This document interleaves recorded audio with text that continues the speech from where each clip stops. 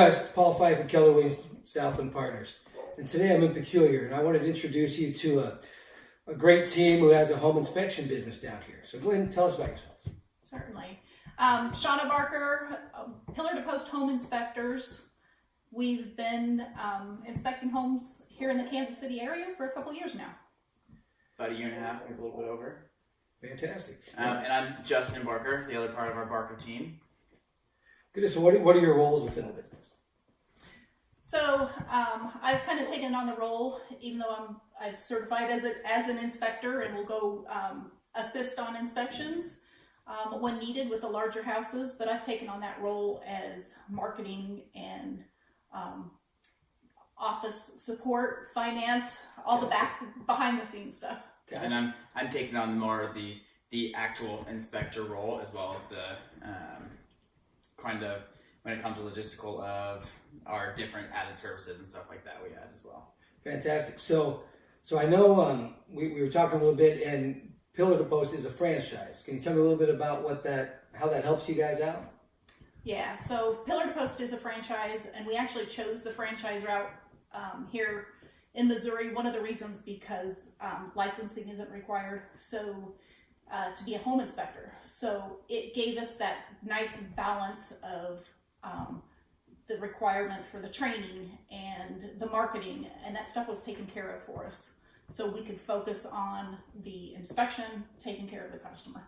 Yeah, definitely gave us a big head start in being as good of an inspector as we could be without having to focus on the more business side. We could focus more on providing the best services we can without having to focus on the most startup points. So all the systems were in place for you. You just had to fill in the blanks and get the training and do what you needed to do. Yeah. Right. So you mentioned a license isn't required. However, you guys have had a lot of training to be able to do what you're doing. Right? So through Pillar to Post to the franchise, there was a big training that we do have our Pillar to Post certification through the actual company, but then also I have gone forth and done a lot of extra certifications through OSHI as well as through INTERNACHI, and then I have also done National Home Inspector exams just to kind of give myself as much of a name for myself as possible, especially with being so young as well. Gotcha. So you mentioned OSHI. They're probably not going to know what that is. Sorry. So OSHI is the American Society of Home Inspectors. So it is basically one of the big names for all the U.S. to kind of give a basis of what a home inspection is. And the national inspection, kind of what is nationally recognized as well, is kind of based off of their regulations as well. Fantastic. So you've been doing the dirty work, basically. Yep. So you get to go in the crawl spaces, the attics, and everywhere in between. Yep. I assume, right? Now I know you helped one of my clients with a home down in Urich just a couple months ago, and you were really thorough. And I thought you did a great job down there, and I know they appreciated that. Tell us the kind of condensed version of what all is involved with an inspection. So an inspection, I'm really looking at almost everything, so I always start around on the exterior. I'm doing 2 loops around the exterior, and then I'm climbing on every roof I can. Sometimes I get into really high pitches, so they're really steep. In those situations, I do have drones as well as different resources that I use as well to get up close and personal still with our roofs. After I go onto the roofs, I'm always starting upstairs, and I kind of work clockwise, but as I'm going through the house, I'm checking as many accessible electrical receptacles as I can. I'm opening all of your windows. I get into your HVAC stuff. I'm going to operate it. I'm going to look on the interior HVAC stuff, making sure we got good, healthy operating conditions there, as well as like inside electrical panels. And then depending on if you've got crawl spaces and stuff, basements, I'm going to evaluate the structure as much as I can. And then crawl spaces, I'll be looking at that as well, as long as I'm able to enter those. Gotcha. You're testing appliances, and you're checking the plumbing. You're doing a little bit of everything. Yep. That's great. So tell me, what do you find to be one of the most challenging aspects of the business? First thing that comes to mind is just the relationship building. We're building relationships with realtors. I don't know if it's challenging. I think it's been challenging over the last year. Sure. Because it's situational. Sure. So right now we know a lot of people are just desperate to get in a house because there aren't a lot available, and a lot of them are, buying homes as is and maybe even foregoing inspections. And from from my perspective as an agent, I really suggest they don't do that. They at least do the main inspection and learn what all is going on there. But how are you seeing that affecting you guys? And what do you think about Couple that things. situation? Couple things come to mind. So you guys are the trusted advisor for the home buyer. We are in place there to let them know what the current condition of the home is at that time of the inspection. And with that being said, those people that are going without a home inspection, I've noticed that a lot of the realtors are also suggesting, even if they're going to buy the house as is, referring them to go ahead and get the inspection for their own purpose, not for the purpose of maybe negotiating like would happen at different times. But I mean, you can step into a home that when you first walk through it, you might spend maybe 10 minutes in a home when you first walk through it. That's their first impressions. And when we're looking at it, you don't look at the attic, you don't look at the roof, you don't look at the heating and cooling, the plumbing, and that's where the things get really expensive. I mean, if there's problems with some of that, $40,000 could go real fast. Right. We're looking past the cosmetic things. Good deal. And I know you guys, you do the radon yourself, you do the termite yourself. Oh no, you hire out the termite, right? Yep. And what else was you telling me? So we hire out termite and sewer scopes, but then we also do offer mold testing.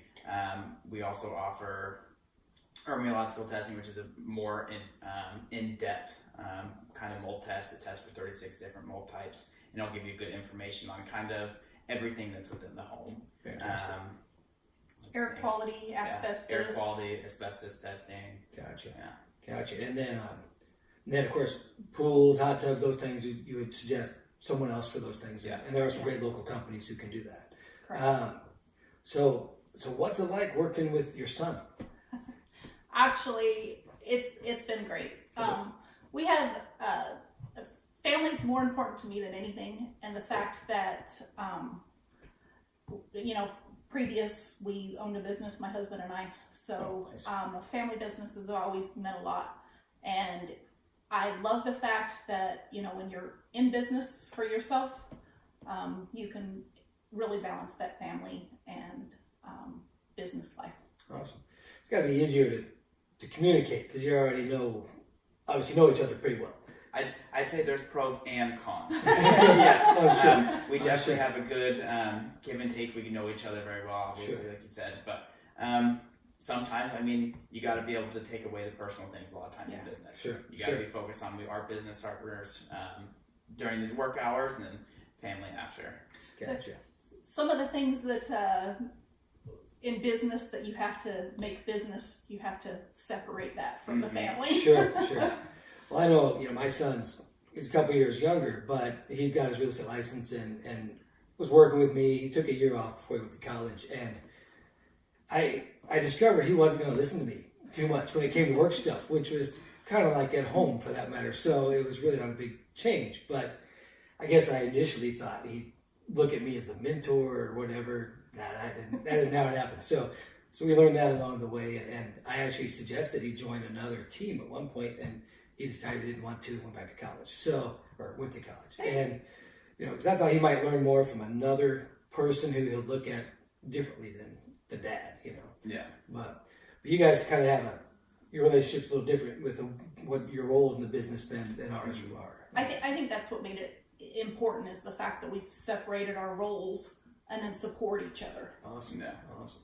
So Justin, tell me something, maybe there's something unusual you've seen in an inspection that was memorable. All right.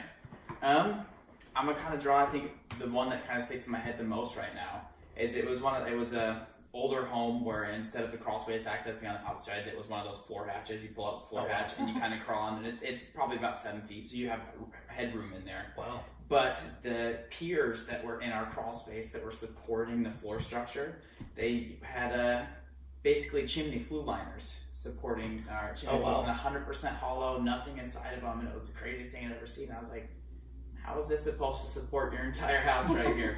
That was probably one of the most interesting things that's coming to my mind right now. Gotcha. one of the things as an agent that I've really enjoyed, because I grew up in this area, is getting to go into homes that I grew up riding my bike by that are maybe 100, 120-year-old homes in Belton and stuff, and that's been kind of cool. You've seen some kind of neat stuff in some of those older homes, maybe, or? Oh yeah, definitely. I've seen some. When you get to those really old homes, you can either have a really good home or really bad ones. It seems like there's not a lot of in between when it comes to that. That's true. But there's been some really nice things that people have done to be able to take the space, and they've done additions that they've added on really well with. And I think the big thing that we're looking for with old homes is just updating those big things, making sure like plumbing materials and stuff like that. Once you get those big things taken care of, it's True. a lot of cosmetics. True. I showed actually the couple that bought the house in Urick that we were talking about. I showed them a home in Harrisonville, right off 2 Highway. Neat old home. It almost looked like it was an old schoolhouse, inside. And if you walked out the door towards the detached garage, about 20 feet, there was a tombstone there.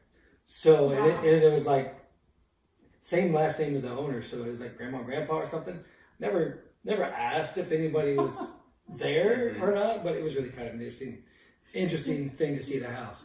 But so one thing I wanted to mention is you guys, when you do an inspection, you do obviously you finish looking at everything, inspecting everything, checking things out, and then you are able to print up your report right there at the inspection, right? Yep. I bring printers with me, so at the end of the inspection, I finalize it and print it and give an actual physical inspection report at the end. And then shortly after, I'm getting digital copies as well. Gotcha. And then you guys have this book, right? Can you tell us a little about that? It's our inspection guide. I'll kind of flip through it, just kind of give you guys a kind of my end of inspection walk through.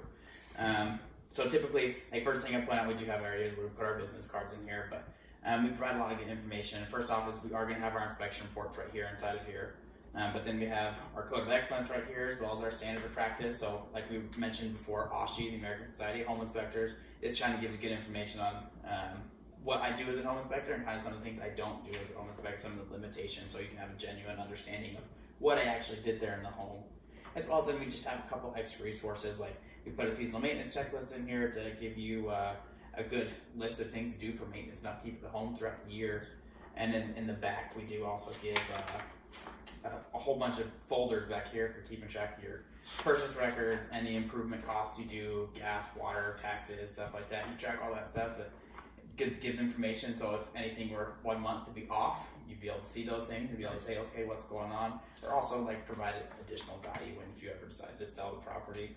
Nice. Then our other big thing we kind of have that we really like in the back is a cost guide. This just gives good general cost information from anything from structural repairs to your HVAC to roofing repairs, anything like that. So you can get good price ideas before getting quotes, as well as just kind of educate yourself on, hey, this is what we're looking at to repair this before getting in too deep to this house. Nice. And you guys also have, not in that one, but you also have a list of some local professionals too, home professionals. Yep. We typically didn't have this one that's set up, but we typically do have a referral sheet, we call it, where a whole bunch of trusted companies that we have actually worked with or seen their work Awesome. that we would trust to do work for ourselves. Fantastic. And so my suggestion, guys, if you're looking at buying or selling a home, or if you're an agent, if you have not met these guys, Shauna and Justin with Pillar to Post, give them a call. They'll give us their phone number here in a minute. It'll also be at the end of the video. But give them an opportunity to show what they can do. You'll love the report they give you. I know we've all seen inspections reports, or a lot of us have seen inspection reports that are really hard to follow and don't really point out the important things that need to be addressed with the home. So I encourage you to give them a call or an email, however you want to contact them. That information will be available in a second.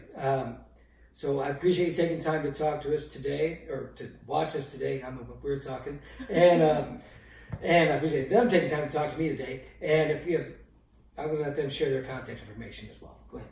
Thank you, Paul. I appreciate it. Best way to contact us is by phone. Office phone number 816-620-4403. And if you like to text, give me a call and I'll give you my personal cell phone as well. That'll work. Good deal. Well, thank you guys. This is Paul Fife with Keller Williams, Sean and Justin Barker with Pillar to Post Inspections. Let us help you out if we can. Thank you. Thank you. Thank you.